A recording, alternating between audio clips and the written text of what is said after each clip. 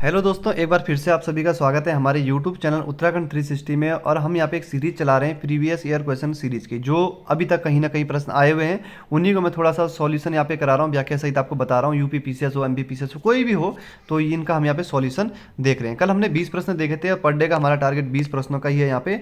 तो 2 प्रश्न मैंने आपको घर के लिए दिए थे और ये 21वां प्रश्न जो था ये कल मैंने आपको होमवर्क टेस्ट सीरीज के अंतर्गत दिया था। बहुत सरल प्रश्न है। संविधान की मूल संरचना की अवधारणा सर्वोच्च न्यायालय द्वारा किस वाद में प्रतिपादित की गई थी? तो केशवानंद भारती बनाम केरल राज्य 1973 में ये प्रतिपादित की गई थी। बहुत एग्जाम में आया हुआ प्रश्न है। 22वां प्रश्न है, अब्दुल रजाक फारसी राजदूत विजयनगर किसके समय में आया था? तो ये देवराय सेकंड के समय में आया था। देवराय सेकंड ने गजबेटकर की उपाधि यहाँ पे ली थी। देवराय सेकंड की उपाधि क्या है? देवराय सेकंड की गजबेटकर। देवराय सेकंड ने अपनी सेना में मुसलमानों एवं तुर्की धनुर्धरों की यहाँ पे भर्ती करी थी। ये महत्वपूर्ण पॉइंट है यहाँ पे देवराय सेकंड से।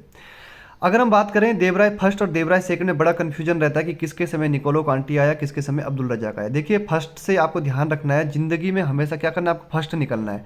निकोलो कांटी, ध्यान रखना, निकोलो कांटी कहाँ का? इटली का है। तो निकोलो कांटी, निकोलो मतलब निकलो, फर्स्ट निकलो, यानी कि जिंदगी में हमेशा फर्स्ट निकलो, जिंदगी में हमेशा फर्स्ट निकलो। तो फर्स्ट निकलो से निकोलो कांटी आपको ध्यान रहेगा। देवराय फर्स्ट और सेकंड में ही ज़्यादा कन्फ्यूजन होता है। देवराय सेकंड की बात करें तो देवराय सेकंड के समय अब्दुल रजाक आया था, जो कि फारसी राजदूत था। देखिए, अब्दुल रजाक पाकिस्तान का एक बॉलर था और वो सेकंड बॉलर था, फर्स्ट बॉलर नहीं था। मतलब फर्स्ट ओवर नहीं डालता था वो, ध्यान रखना। कभी कभी दे दिया अलग बात है, लेकिन फर्स्ट बॉलर नहीं था, मीडियम पेसर था। तो इस तरीके से आप याद रख सकते हैं कि अब्दुल रजाक पाकिस्तान का एक सेकंड बॉलर हुआ करता था। वैसे अगर आप देवराय फर्स्ट ये याद रख लेंगे कि फर्स्ट हमें निकलना है, तो सेकंड का अपने आप ऑटोमेटिक आपको ध्यान रह जाएगा। अब्दुल रजाक क्या है? सेकंड के समय में है। विजयनगर की बात करें तो विजयनगर के बारे में मैंने कल आपको एक फैक्ट बताया था कि बाबर ने अपनी आत्मकथा तुझो के बाबरी में विजयनगर साम्राज्य का जो राजा था कृष्णदेव को, तत्कालीन जितने भी राजा थे भारत में, उन सभी राजाओं में सबसे ज़्यादा पावरफुल बताया था कृष्णदेव को।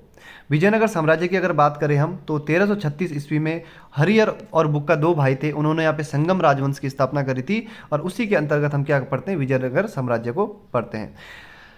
अब यहाँ पे अगला प्रश्न है, प्रत्येक राज्य शिक्षा के प्राथमिक स्तर पर मातृभाषा में शिक्षा की पर्याप्त सुविधाओं की व्यवस्था करने का प्रयास करेगा। कौन से अनुच्छेद में वर्णित है? तो अनुच्छेद 350 के क में ये वर्णित है। ये प्रश्न भी कई बार एग्जाम में पूछा गया है। 14 सितंबर 1949 को हिंदी राजभाषा दिवस घोषित किया गया, इसीलिए 14 सितंबर को हिंदी दिवस मनाया जाता है। ये प्रश्न भी कई बार पूछा गया है। अगर आप प्रैक्टिस सेट देख रहे हैं तो 25 प्रैक्टिस सेट आप ले सकते हैं। हमारे यूट्यूब चैनल पर आप जाएंगे, वहाँ पर मैंने आपको बता रखा किस प्रकार से आप जा सकते हैं प्रैक्टिस सेट की तरफ। भारत सरकार द्वारा हरित अधिकरण की स्थापना कब की गई थी? तो इसकी स्थापना हुई थी दोस्तों 18 अक्टूबर, ये डेट भी लिख लीजिएगा आप, 18 अक्टूबर 2010 में राष्ट्रीय हरित अधिकरण की स्थापना की गई थी। इसका उद्देश्य क्या था? एनजीटी, ठीक है, नेशनल ग्रीन ट्रिब्यूनल का इसका उद्देश्य क्या था? पर्यावरण संबंधी जो मुद्दे हैं उनका त्वरित निपटान करना है। क्या करना है? त्वरित, यानी जल्दी से जल्दी यहाँ पे इनका निपटान किया जा सके। राष्ट्रीय हरित अधिकरण है जो, ठीक है, इसके लिए एक अनिवार्य शर्त ये रखी गई कि जो पर्यावरण संबंधी मुद्दे होंगे ना, उनका निपटान जो है 6 महीनों के अंदर अंदर करना होगा। तो जो निपटारा करना होगा 6 महीनों के अंदर अंदर करना होगा। तो स्थापना सबसे ज़्यादा ध्यान रखना अक्टूबर 2010, 18 अक्टूबर। अब मुख्यालय की बात करें तो इसका मुख्यालय कहाँ है? दिल्ली में इसका मुख्यालय है। बाकी इसके हेडक्वार्टर भी हैं भोपाल, पुणे, कोलकाता, चेन्नई में, लेकिन मुख्यालय आप ध्यान रखना दिल्ली। किसने दीवान ए अमीर कोही विभाग की स्थापना करी थी? तो मोहम्मद बिन तुगलक ने दीवान ए अमीर कोही नामक कृषि विभाग की स्थापना करी थी। मोहम्मद बिन तुगलक के बारे में अगर हम बात करें तो दिल्ली सल्तनत का सबसे ज़्यादा शिक्षित सुल्तान, सबसे ज़्यादा पढ़ा लिखा राजा कौन था? मोहम्मद बिन तुगलक। हालांकि इसकी जो नीतियाँ थी वो असफल हुई, आपको पता ही होगा। इसकी जितनी भी लगभग इसने नीतियाँ चलाई, आपने मध्यकालीन भारत में पढ़ा, वो असफल हुई। चाहे 2 आप कर में वृद्धि किया था इसने, साथ ही साथ इसने एक सांकेतिक मुद्रा चलाई, तो सांकेतिक मुद्रा भी इसकी फेल हो गई थी। लोगों ने खुद ही के सिक्के घर में ढालना शुरू कर दिए थे। साथ ही साथ इसने राजधानी का परिवर्तन भी किया था। मोहम्मद बिन तुगलक ने राजधानी कहाँ ले गई थी? देवगिरी लेके गया था, जिसका नाम दौलताबाद रखा गया था। क्या देवगिरी का नाम क्या रखा गया? दौलताबाद। तो इसने राजधानी कहाँ लेके गई? दौलताबाद लेके गया था। ये इसकी योजना ये भी क्या हो गई थी? असफल हो गई थी। और इसी के समय में देखिए, मोहम्मद बिन तुगलक के समय में ही विजयनगर साम्राज्य अस्तित्व में आता है। हरिहर और बुक्का जो 2 भाई हैं, मोहम्मद बिन तुगलक के समय में ही वो क्या करते हैं? यहाँ पे संगम राजवंश की स्थापना करते हैं, ये ध्यान रखना। तो विजयनगर साम्राज्य संगम राजवंश की स्थापना किसके समय में हो रही है? मोहम्मद बिन तुगलक के समय में हो रही है। तो मोहम्मद बिन तुगलक के समय में एक बंदायूनी का एक बहुत महत्वपूर्ण स्टेटमेंट है कि राजा को अपनी जनता से तथा जनता को अपने राजा से मुक्ति मिल गई। क्योंकि इसकी जो नीतियां थी मोहम्मद बिन तुगलक की वो असफल रही, लगभग इनकी सारी नीतियां असफल रही। हालांकि ये सबसे ज़्यादा पढ़ा लिखा सुल्तान था दिल्ली सल्तनत का। तो राजा को अपनी जनता से और जनता को अपनी राजा से मुक्ति मिल गई, बंदायूनी का स्टेटमेंट है, जरूर नोट कर लीजिएगा। सभी फैक्ट आप लिखते भी चलना जो मैं आपको करवा रहा हूँ। किस शासक ने शाहरुख नामक चांदी का सिक्का चलाया था? तो बाबर ने यहाँ पे चांदी का सिक्का चलाया था। ठीक है, ध्यान रखना। केंद्रीय सूचना आयोग की स्थापना कब हुई थी? तो 2005 में इसकी स्थापना हुई थी। सूचना का अधिकार अधिनियम 2005 के तहत केंद्रीय सूचना आयोग की स्थापना 12 अक्टूबर 2005 को हुई थी। तो 2005 में केंद्रीय सूचना आयोग की स्थापना। बहुत घिसे पिटे प्रश्न है। चुक्की का माता, ये थोड़ा सा लिखने में चुक्की ऐसा होना है, चुक्की ऐसे लिख देना, चुक्की का माता। ठीक है, ध्यान, चुक्की का माता। ठीक है, ध्यान रख लेना, चुक्की का माता। यहाँ पे ध्यान रखना। चिली किस खनिज के लिए यहाँ पे प्रसिद्ध है? तो ये किसके लिए प्रसिद्ध है? तांबा के लिए प्रसिद्ध है। चिल्ली की अगर राजधानी की बात करें तो सैंटियागो इसकी राजधानी है। और चिल्ली को विश्व की तांबा राजधानी कहा जाता है। ध्यान रखना, चिल्ली को क्या कहा जाता है? विश्व की तांबा राजधानी के नाम से जाना जाता है। अगला प्रश्न है यहाँ पे, हाँ, डाउन्स घास के मैदान। तो डाउन्स घास के मैदान कहाँ है? ऑस्ट्रेलिया में। बहुत बार आया हुआ प्रश्न है दोस्तों, डाउन्स घास के मैदान कहाँ है? ऑस्ट्रेलिया में। पंपास भी बहुत बार पूछा जाता है। पंपास कहाँ है? अर्जेंटीना में। पंपास घास के मैदान कहाँ है? अर्जेंटीना में। और वेल्ड कहाँ है? अफ्रीका में। ये तीनों इतने बार आए हैं एग्जाम में, आप कभी भी उठा के देख लीजिएगा। और पंपास को क्या कहा जाता है? अर्जेंटीना का हृदय कहा जाता है। पंपास जो घास के मैदान है इसको अर्जेंटीना का हृदय कहा जाता है। ये प्रश्न भी एग्जाम में बना है। तो अर्जेंटीना का हृदय पंपास घास के मैदानों को कहा जाता है। माल्थस के अनुसार जनसंख्या नियंत्रण का सर्वाधिक प्रभावकारी उपाय क्या है? तो इसका उत्तर है जन्म नियंत्रण। जन्म पे अगर नियंत्रण होगा तो जनसंख्या नियंत्रण का सर्वाधिक प्रभावकारी उपाय है, ये माल्थस के अनुसार। स्टॉक एक्सचेंज में निम्नलिखित में से कौन सट्टेबाज नहीं है? दलाल, तेजड़िया, मंदड़िया, स्टैक।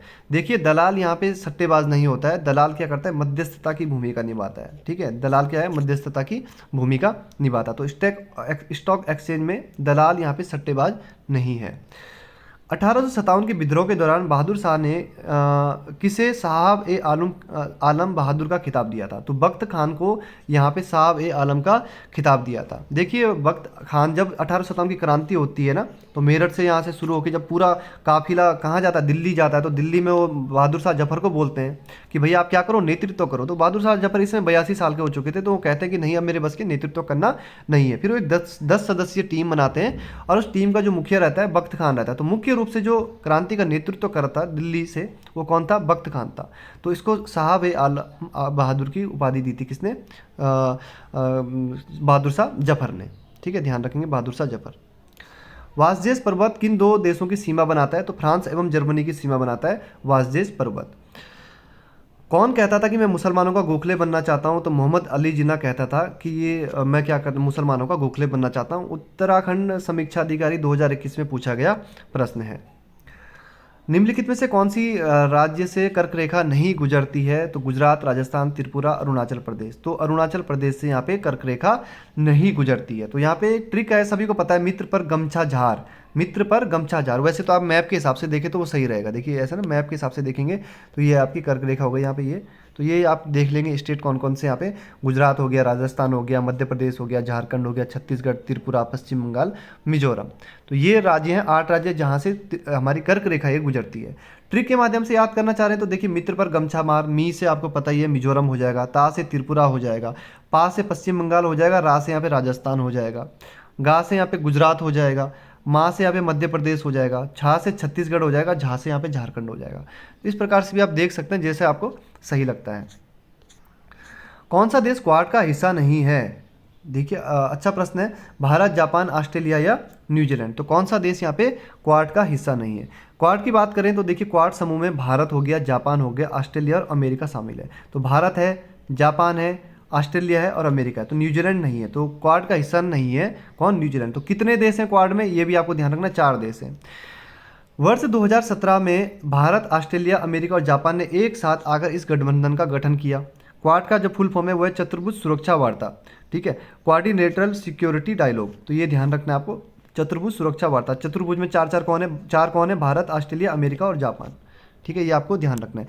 और थोड़ा सा इसकी हिस्ट्री में जाना चाहूँगा तो देखिए, 2004 में क्या होता है, हिंद महासागर में एक सुनामी आती है, भूकंप और सुनामी से क्या होता है, बहुत सारे यहाँ पे देश प्रभावित होते हैं। तो यहाँ पे 2007 में ये देश सामने आते हैं चारों के चारों कि एक हम क्या करते हैं, एक गठन करते हैं, एक संस्था का गठन करते हैं, लेकिन इस समय ऑस्ट्रेलिया हाथ पीछे खींच लेता है चीन के दबाव के कारण। फिर इसके बाद 2017 में चारों आते हैं एक साथ में और इसका गठन किया गया। तो ध्यान रखेंगे जो गठन हुआ है 2017 में गठन हुआ है। अगला प्रश्न है, कोरोना वायरस को अपना नाम कहाँ से प्राप्त हुआ। देखिए ये भी उत्तर प्रदेश या उत्तराखंड समीक्षा अधिकारी में पूछा हुआ प्रश्न है। ताज जैसे आकार के कारण, ठीक है, ताज जैसे आकार के कारण। जब सूक्ष्मदर्शी की सहायता से देखने पर जो कोरोना वायरस है वो ताज जैसे आकार का दिखाई देता है। और लैटिन भाषा में जो ताज का अर्थ है वो क्या है, लैटिन भाषा में कोरोना का जो अर्थ है वो ताज होता है, ठीक है, ताज होता है। तो कोरोना वायरस को अपना नाम कहाँ से प्राप्त हुआ, ताज जैसे आकार के कारण ये नाम उसको प्राप्त हुआ। भाखड़ा नागला बांध की ऊंचाई कितनी है, सीधा वन लाइनर प्रश्न, 226 मीटर। 226 मीटर भाखड़ा नागला बांध की ऊंचाई है। ये सारे आए हुए प्रश्न हैं। वैदिक काल में बलि शब्द का क्या अर्थ था, तो बलि शब्द का अर्थ था प्रजा द्वारा शासक को दी गई भेंट। तो प्रजा द्वारा शासक को दी गई भेंट क्या थी, बलि थी। 40वां प्रश्न है, कंप्यूटर की किस पीढ़ी में ट्रांजिस्टरों का प्रयोग हुआ था। तो दूसरी पीढ़ी में यहाँ पे ट्रांजिस्टरों का प्रयोग हुआ था। दूसरी पीढ़ी के कंप्यूटर में निर्वात ट्यूब की जगह सेमीकंडक्टर ट्रांजिस्टर का यहाँ पे प्रयोग किया गया था। एक प्रश्न आपके लिए छोड़ जा रहा हूँ, फोन किस देश की स्थानीय पवन है।